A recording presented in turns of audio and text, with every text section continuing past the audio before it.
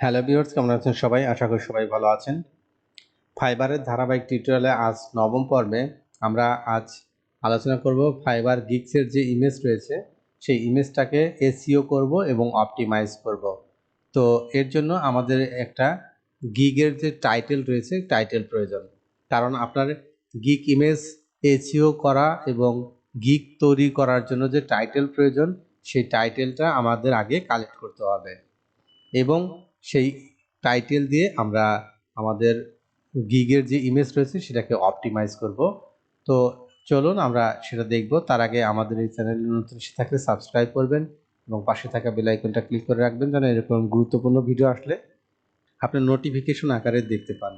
তো আমরা প্রিভিয়াস টিউটোরিয়ালে কিন্তু দেখেছিলাম যে কীভাবে আমরা কিওয়ার্ড খুঁজে পেতে পারি। তো আমরা এখানে লং টেল কিওয়ার্ড এবং শর্ট টেল কিওয়ার্ড কালেক্ট করেছি। এইবার আমরা একটা টাইটেল প্রয়োজন, কারণ আমাদের ইমেজটাকে অপটিমাইজ করতে গেলে অবশ্যই সেই ইমেজটাকে একটা নাম দিতে হবে।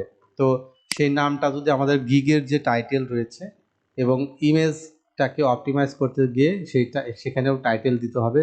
তো সেই টাইটেল যদি সেম হয়ে যায় সেক্ষেত্রে আপনার কিন্তু আপনার এসইওটা ভালো হবে এবং সার্চ রেজাল্টে আপনার গিগগুলো চলে আসবে। তো এর জন্য প্রথমত আমরা একটা টাইটেল এখানে সিলেক্ট করব। তো টাইটেল সিলেক্ট করার জন্য আমরা আমাদের ফাইবার অ্যাকাউন্টে আসব। আসার পর আমাদের যে মানে focus keyword B2B lead generation অথবা লিড জেনারেশন লিখে আপনারা যদি সার্চ করেন সেক্ষেত্রে আপনার প্রথম পেজে এখানে দেখতে পাচ্ছেন যে যতগুলো আপনার রয়েছে গিগ রয়েছে।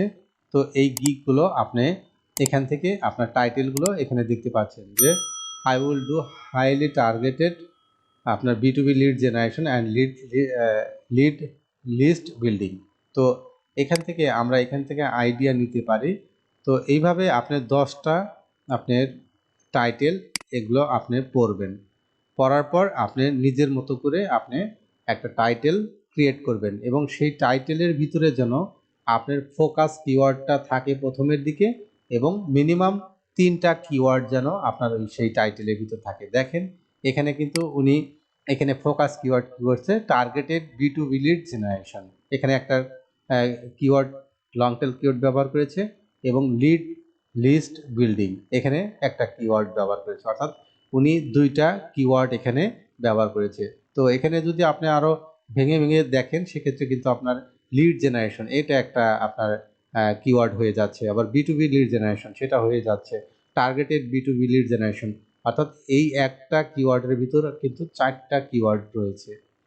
তো এর জন্যই আপনার এই আপনার গিগগুলা প্রথমের দিকে চলে আসছে। অর্থাৎ কাস্টমার যদি আপনার ক্লায়েন্ট যদি আপনার লেখে টার্গেটেড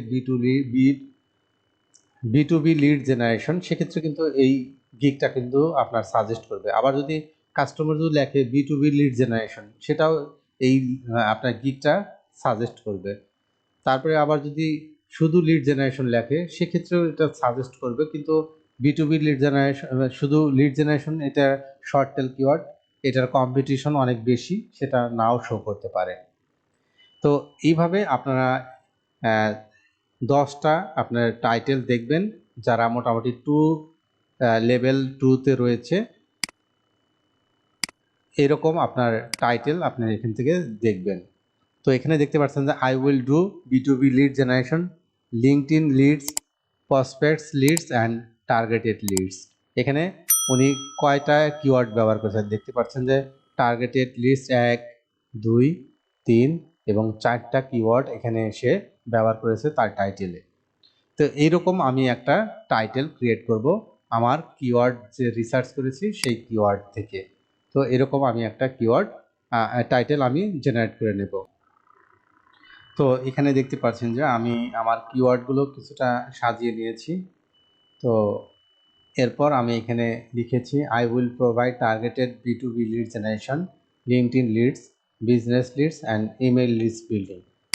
অর্থাৎ আপনি কিন্তু এই যে টাইটেলটা লিখবেন এই টাইটেলটা যেন ফাইবারের কোনো গিগসের সাথে যেন না মিলে যায় সেটা খেয়াল রাখবেন। অর্থাৎ এই টাইটেল যদি আপনার মিলে যায় সেক্ষেত্রে কিন্তু আপনার ফাইবার আপনার গিগটা কিন্তু পাবলিশ করবে না। তো অবশ্যই আপনারা চেষ্টা করবেন ইউনিক করার জন্য। তো আমার এটা দেখেও কপি করবেন না, কারণ আমার এই রিলেটেড আমার গিক আছে। আপনারা এটা দেখেও কপি করবেন না। আপনার কিওয়ার্ড রিসার্চ করে আপনি যদি এসইওর উপর করেন, সেক্ষেত্রে আপনারা মিনিমাম 3টা থেকে 4টা কিওয়ার্ড দেওয়ার চেষ্টা করবেন।